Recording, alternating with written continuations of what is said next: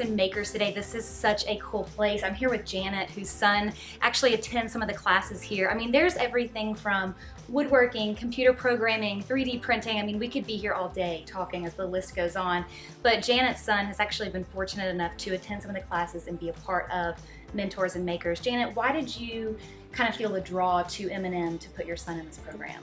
Well, and I'm hoping it's okay to talk about this, as a homeschooler, we don't have some opportunities that you might have in the school system or elsewhere. And so one thing we really wanted for our son to have was hands-on opportunities. Right. Hands-on, hands-on, hands-on. I just really felt like, we can get a lot of book learning.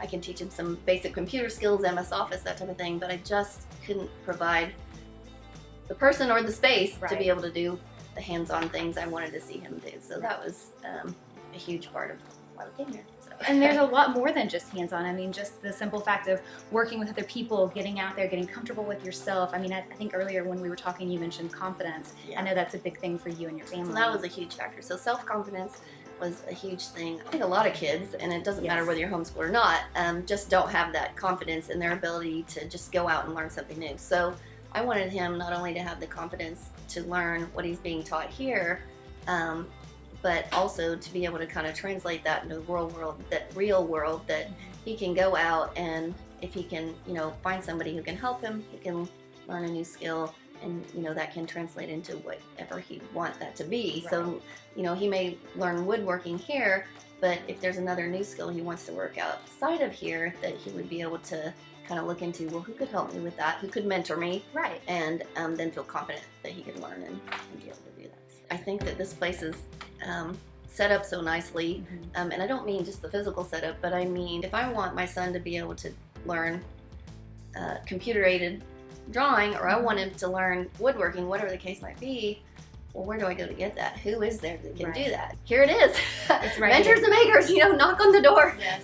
It's not something that you have to go out and hunt down and, make happen. So that's huge for us as homeschoolers. So some of the things that I think we've gotten out of this that we weren't looking for necessarily, or it wasn't like the high priority thing like hands-on or confidence, those couple of things, were creativity. Just I think he's had the opportunity just to be creative in his own way, but also speaking up about his ideas, just learning to overcome challenges and mistakes. The other thing is just life lessons. I said measure twice, cut once. That's something we all hear, but also just kind of the value of materials, resources.